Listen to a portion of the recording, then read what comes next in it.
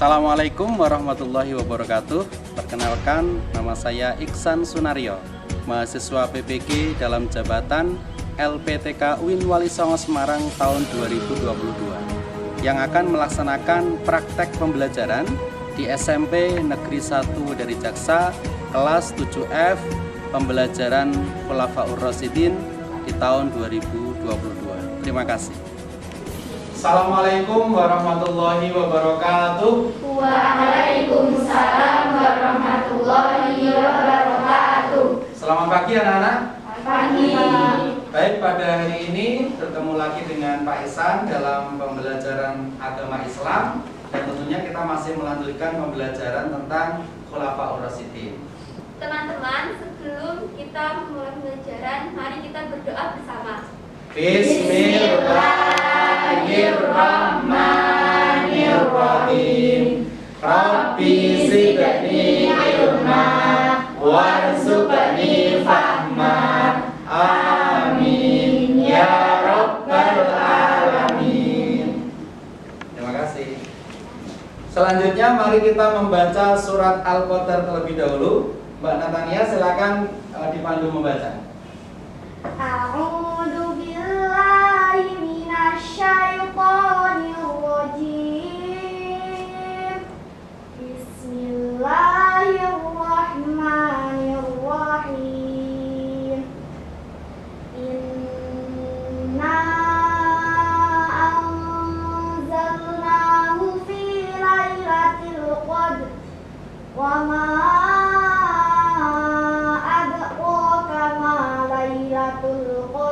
Lailatul Qadri khairum min alfi syahr. Selanjutnya Bapak cek kehadiran dulu ya. Ahmad Miftah Swaji hadir. Berikutnya Aluna Pramutyawardani. Hadir, Pak. Oke, terima kasih. Apakah anak-anak duduknya sudah nyaman? Sudah. Kemudian AC dan yang lainnya sudah sesuai ya? Sudah. Semuanya sudah semangat ya? Sudah. Oke, baik, kita cek semangatnya terlebih dahulu. Sapensari Siap berprestasi. Oke, kelas 7F Pasti juara. luar biasa. Selanjutnya, dari materi yang kemarin Bapak ingin bertanya, apakah anak-anak masih ingat yang dinamakan julukan singa padang pasir? Masih. Nah, ada yang bisa menjawab? Saya Pak, Oh ya? singa padang pasir adalah nama yang diambil dari julukan seorang sahabat dan Khulafaur Rasyidin, yaitu Umar bin Khattab, karena sifatnya yang pemberani, tegas dan disiplin. Luar biasa, tepuk tangan. Selanjutnya kalau sebutan Dzun Nuraini artinya apa? Ada yang bisa? Saya, Pak. Oh ya, silakan Mbak Manit. Zunura ini yaitu berarti pemilik dua cahaya. Julukan ini didapat karena Utsman telah menikahi putri kedua dan ketiga Rasulullah, yaitu Ruqayyah dan Ummu Kalsum. Betul? Betul. Oke, luar biasa. Kemarin kita sudah membahas tentang Khulafaur Rasyidin. Nah, saat ini juga kita masih juga membahas tentang itu, karena ini pertemuan ketiga, kita lebih fokus pada jasa-jasa, kemudian strategi perjuangan dari masing-masing 4 khalifah. Sehingga antara pertemuan kemarin dengan hari ini juga saling berkesinambungan. Selanjutnya tujuan pembelajaran kita pada pagi hari ini diantaranya ada 2 ya anak-anak. Yang pertama, membuat peta konsep strategi perjuangan dan kepribadian Al-Khulafaur Rasyidin dengan benar. Dan yang kedua, memaparkan peta konsep strategi perjuangan dan kepribadian Al-Khulafaur Rasyidin di depan kelas dengan benar. Paham semuanya? Paham. Selanjutnya, anak-anak akan dibagi menjadi 4 kelompok ya, seperti kemarin. Nah, sekarang dulunya masih berbeda.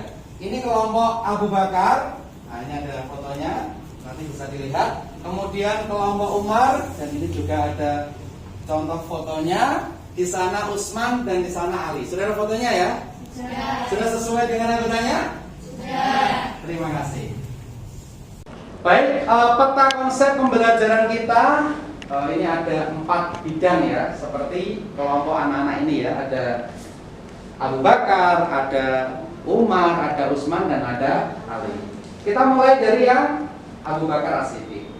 Yang pertama ada peristiwa riddah ya. Di sini sepeninggal dari Rasulullah banyak yang murtad dan tidak membayar zakat. Selanjutnya substansi dari strategi dakwah Umar bin Khattab. Yang pertama bisa anak-anak lihat ya.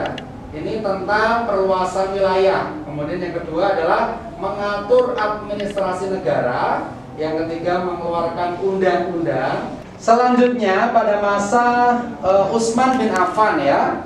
Ini yang pertama strateginya adalah perluasan wilayah. Nampak di sini wilayahnya sudah semakin banyak ya, bisa anak-anak baca sendiri. Jadi sudah banyak perluasan wilayahnya untuk memeluk agama Islam ekspansinya. Kemudian pembukuan Al-Quran. Pada masa Abu Bakar yang dikumpulkan mushafnya. Nah, akhirnya tendernya ibaratnya pembukuannya terjadi pada masa Utsman bin Affan. Selanjutnya strategi dakwah Ali bin Abi Thalib ya, diantaranya adalah yang pertama meredam pemberontakan karena saat itu sedang terjadi pemberontakan, sehingga dalam hal ini Ali bin Abi Thalib mulai melaksanakan peredaman itu. Kemudian yang kedua memecat kepala-kepala daerah yang tentunya tidak bertanggung jawab. Kemudian yang ketiga mengambil kembali beberapa hak-hak yang harus dimiliki oleh umat Islam. Dan yang keempat adalah pengembangan bidang pemerintahan. Setelah tadi kita memaparkan PowerPoint, sekarang anak-anak bisa menyimak video yang berkaitan dengan Khulafaur Rasyidin.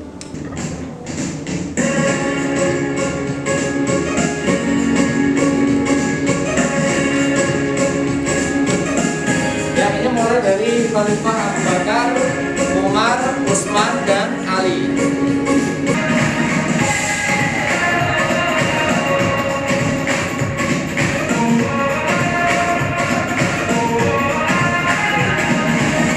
Abu Bakar ya. Sekarang selanjutnya tentang Umar ya. Bapak Umar ya, silakan.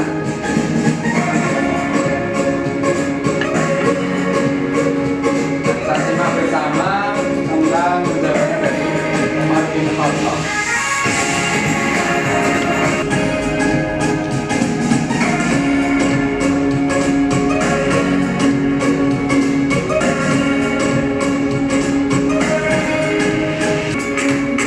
Nah ini tentang Ali ya, bisa disimak.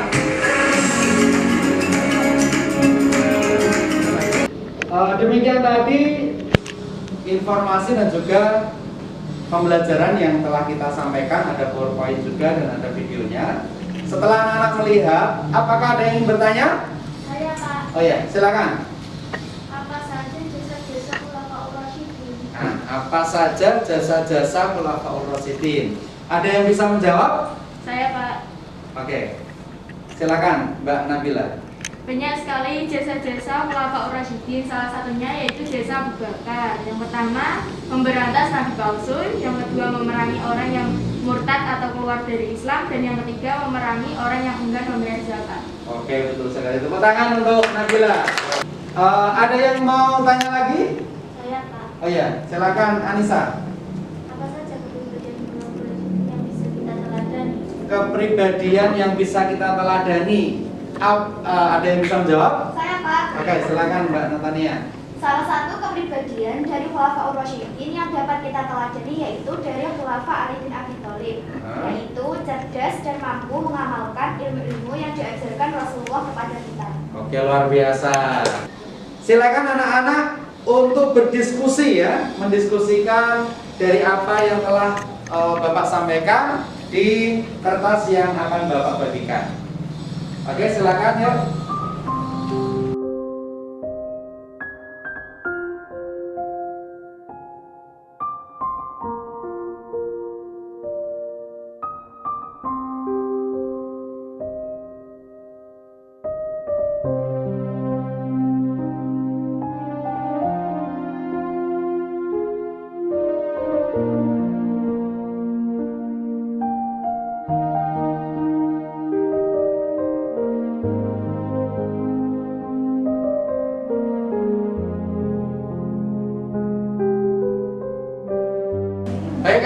yang sudah silakan dikumpulkan di depan.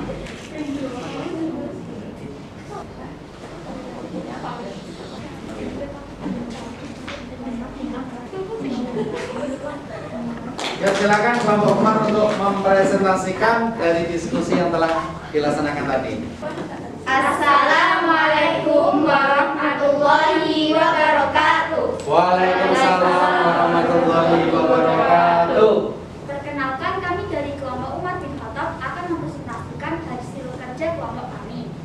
Strategi dakwah Umar bin Khattab antara lain yaitu 1. Perluasan wilayah, gelombang ekspansi semakin meningkat, Damaskus dan Syariah berhasil ditaklukkan.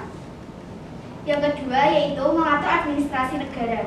Umar bin Khattab mengatur pemerintahan menjadi 8 provinsi, yaitu Mekah, Madinah, Jazirah, Syria, Kufah, Basrah, Palestina, dan Mesir.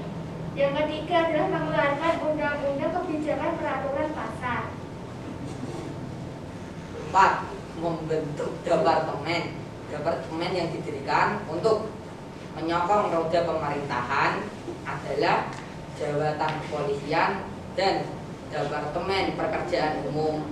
Di pemaparan kelompok Umar, apakah ada teman-teman yang mau tanya? Saya Pak, Oke, silakan Mbak Regita. saya pernah membaca di buku, apakah benar Umar bin Khattab saat menjabat sebagai khalifah hidupnya sederhana sekali? Ya, betul sekali. Bahkan Umar bin Khattab tidak pernah memakai pakaian yang mewah, makan makanan yang mewah, serta tidak pernah memakai fasilitas negara untuk kepentingan pribadi. Oke, betul sekali, tepuk tangan jawaban dari kelompok. Bahkan keluarganya, putra-putrinya juga tidak boleh makan makanan yang enak-enak. Makan itu ya sesuai makanan yang dimakan oleh bangsanya saat itu juga. Itu saking dermawannya Umar. Baik, terima kasih kelompok Umar bin Khattab bisa kembali ke tempat semula. Setelah dari semua kelompok maju, Pak Ihsan kira semuanya sudah berkomunikasi dengan baik. Tepuk tangan untuk kita semua. Selanjutnya mari kita simpulkan materi pembelajaran kita pada pagi hari ini. Baik, dari yang pertama, ayo. Strategi dakwah Abu Bakar diantaranya yang pertama adalah Peristiwa ketiga, kemudian kodifikasi Al-Quran, dan yang ketiga perluasan wilayah. baik. Apakah pembelajaran kita pada pagi hari ini berjalan dengan sukses? Sukses. Lancar semuanya ya? Lancar. Jadi kita laksanakan seperti ini pada pembelajaran berikutnya. Sebagai juara terbaik, regu terbaik dari yang sudah presentasi jatuh pada regu Umar. Tepuk tangan. Oke, selamat ya untuk regu Umar. Tepuk tangan untuk regu Umar.